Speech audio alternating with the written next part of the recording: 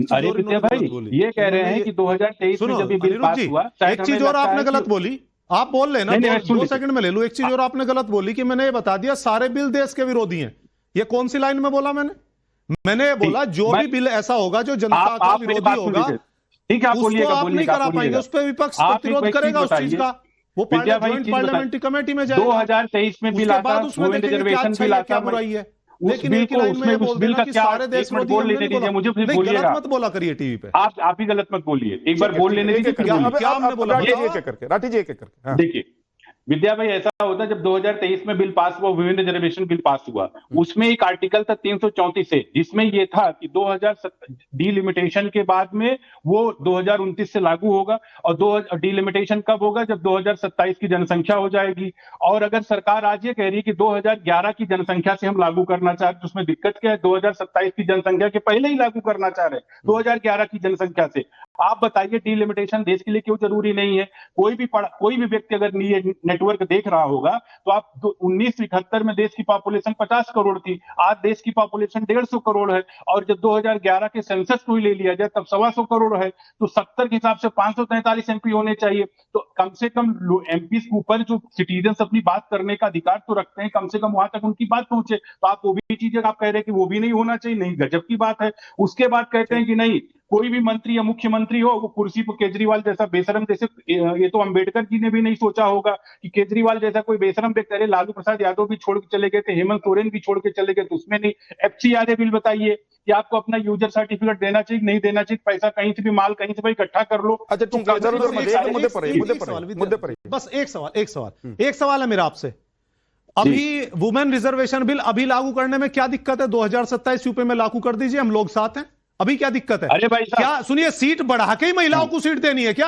जितनी सीट है उसी में दे दीजिए, उसमें क्या दिक्कत है? सुनिए, जितनी सीटें हैं अभी उसमें दे दीजिए, उसमें कुछ दिक्कत है क्या? क्यों भाग रहे हैं? या उनको कहोगे पहले तुम्हारे लिए 500 सीटें और बढ़ाएंगे फिर तुम्हें देंगे? तुम्हारी मनसा ही नहीं है देने की। और सुनो, एक बात आपने स्वीकार करी कि वुमेन रिजर्वेशन बिल पास हो गया, आपके नेता तो अभी सड़कों पर बोल रहे थे कि पास ही नहीं होने दिया विपक्ष ने। ये तो आपने स्वीकार किया, अपने नेताओं को आगे दिखावा। वो सब जगह अभी सांसदों के घर के बाहर महिलाएं जा रही थी, भारतीय जनता पार्टी की जो वुमेन विंग है, हमारे सांसदों के घर के बाहर खड़े होकर बोल रही थी कि आपने वुमेन रिजर्वेशन बिल पास नहीं होने दिया। आप कह रहे हैं पास हो गया, हम भी यही बोल रहे हैं पास हो गया। ये है आपका दोहरा चरित्र, ये है आपका डुअल कैरेक्टर जो होता है, आप कहते कुछ और करते कुछ। एक सेकंड, दोनों लोग रुक जाइएगा, अब दोनों लोग रुक जाइएगा प्लीज, दोनों प्रवक्ता रुक जाइएगा।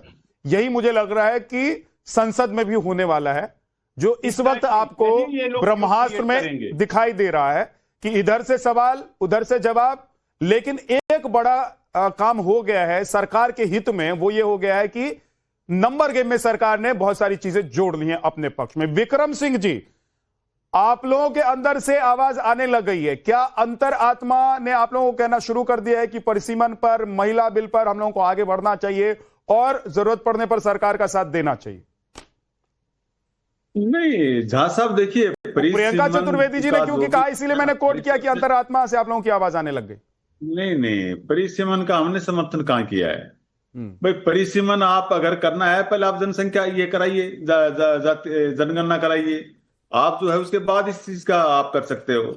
आप वन नेशन वन इलेक्शन इसका बात कर रहे हो, तो ये सब देश में तानाशाही लाने का एक काम शुरू किया जा रहा है। आप मुझे बताइए, एक साथ इलेक्शन हो जाएंगे, 5 साल तक नेता अपने घर में बैठेंगे, पब्लिक का इनको कोई रहेगा नहीं। अभी तो एक जगह चुनाव होता है तो दूसरे स्टेट में, एक जगह खत्म होता है तो अगले थोड़े दिन बाद दूसरे कहीं पे चुनाव होता है, तो इनको डर रहता है कि वहां पे क्या जवाब देंगे। अब तो ये तो 5 साल तक मनमानी करेंगे, तो ये तो तानाशाही की एक नई शुरुआत है।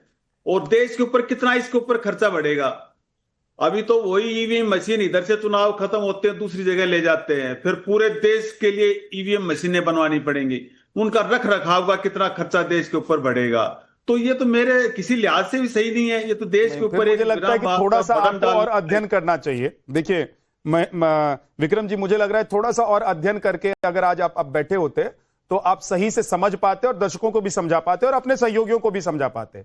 वन नेशन वन इलेक्शन का मतलब ये नहीं है कि ईवीएम की संख्या बढ़ जाएगी। वन नेशन वन इलेक्शन का मतलब ये नहीं है कि विधानसभा के लिए अलग ईवीएम लगेगा, फलाना के लिए। क्यों नहीं बढ़ेंगे? सर मैं बता दे रहा हूं आपको, मैं इसीलिए कह रहा हूं थोड़ा सा अध्ययन करके आते तो इस पचड़े में आप नहीं पड़ते और मुझे जवाब नहीं देना पड़ता। इसमें ऑप्शन होगा सर, उसकी एक व्यवस्था बनाई जाएगी कि मोदी को चुनने के लिए ए दबाओ और केजरीवाल को चुनने के लिए बी दबाओ। अगर आप मुख्यमंत्री के तौर पर किसी को चुनना चाहते हैं और विधानसभा के लिए किसी को चुनना चाहते हैं और लोकसभा के लिए किसी को चुनना चाहते हैं, एग्जाम्पल के तौर पर मैंने आपको बताया। कैसे हो जाएगा? तो ये वैसे होगा जैसे अभी हो रहा है। अरे अभी आप जाते हैं एक ईवीएम में सारे ऑप्शन होते हैं कि नहीं होते हैं, उसी में आपको ऑप्शन मिलेगा। सबसे बड़ी बात तो यह है कि आप कह रहे हैं कि भाई सब पूरे देश का चुनाव अगर एक साथ हो जाएगा तो खर्चा बढ़ जाएगा। भाई साहब खर्चा बढ़ नहीं जाएगा, खर्चा घट जाएगा। लेकिन मैं कह रहा हूं कि क्या यही लॉजिक है आप लोगों के विरोध करने का? मैं अभी सवाल का जवाब देना चाहता हूं। चलिए वो मैथमेटिक्स से हट जाते हैं, गणित से हट जाते हैं। क्या आप लॉजिक आप लोगों का यही है कि हम विरोध करेंगे क्योंकि खर्चा बढ़ जाएगा? अरे बताओ ना, आप खर्चा तो देश में खर्चा बढ़ना अच्छी बात है क्या? और आप मुझे बताओ खर्चा सर ये पूरा कैलकुलेशन है, आप उठाकर देख लीजिए कि 5 साल में हर साल चुनाव होते हैं, उसकी वजह से देश पर जो बोझ पड़ता है, जनता पर जो बोझ पड़ता है, उसकी बजाय अगर 5 साल में एक बार चुनाव हो जाए तो बोझ कम होगा। अरे तो भाई आपको जनसंख्या नियंत्रण कानून बनाना चाहिए, सबसे पहले ये काम करना चाहिए था। अगर आपको ये लग रहा है कि भाई जनसंख्या से प्रॉब्लम है तो पहले इसके लिए कानून बनाना चाहिए था। किसने रोका? आप लोग प्रस्ताव क्यों नहीं महाराष्ट्र में लेकर आए? नहीं हमने तो बल्कि इसके लिए आवाज उठाई थी कि जनसंख्या आवाज उठाने से थोड़ा ना होता, बोलने से थोड़ा ना होता विक्रम जी। जो काम कानूनी तरीके से होगा वो तो उसके लिए तो आप लोगों को विधेयक लाना पड़ेगा ना, प्रस्ताव लाना पड़ेगा।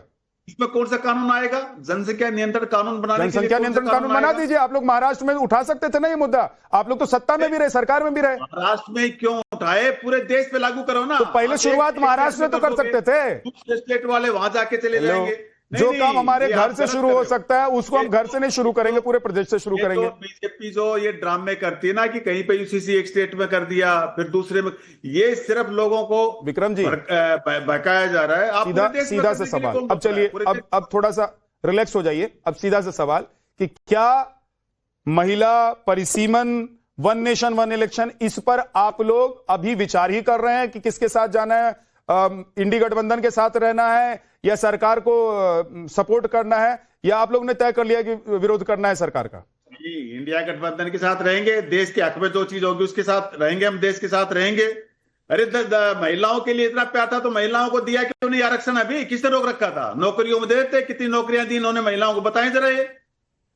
अगर इनको इतना वो था तो दे देते आरक्षण, कौन रोक रहा था? पहले वो चीज करते।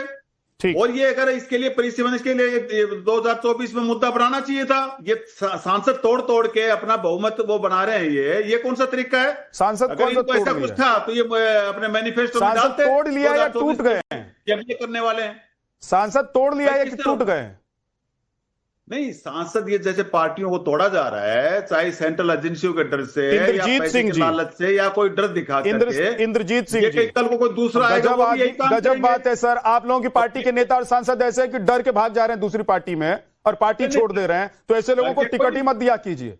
जो इतना डरपोक है कि जिस पार्टी से टिकट लेकर चुनाव लड़ेगा, जनता को कहेगा कि मैं समाजवादी पार्टी से टिकट लेकर आया हूं, मुझे वोट अखिलेश यादव और समाजवादी पार्टी के नाम पर दो, उस झंडे पर दो, उस निशान पर दो, और फिर बाद में कहेगा कि मुझे फूल वालों ने डरा दिया तो मैं डर गया तो मैं अखिलेश यादव जी का साथ छोड़ दूंगा। अखिलेश जी को आज ही उनका साथ छोड़ देना चाहिए और उद्धव जी को आज ही आप ऐसे नेताओं का साथ छोड़ देना चाहिए, अगर इतने डरपोक नेता रखे हुए हैं तो हमारे उसमें। मैं बात बता दूं, ये विधायक और सांसद डरपोक नहीं होते हैं। इंद्रजीत सिंह जी, तो पब्लिक से डरा धमका कर एक आरोप है कि आप लोग तोड़ दे रहे हैं, है ना, अपने गठबंधन में शामिल कर रहे हैं। बीजेपी में भी कुछ सांसद आगे, राज्यसभा के सांसद, लेकिन बहुत सारे सांसद तो ऐसे आए कि दूसरे रास्ते से आए। कुल मिलाकर बात यह है कि इस बार आप लोगों की प्लानिंग ये है कि चारों खाने चित विपक्ष को कर देना है।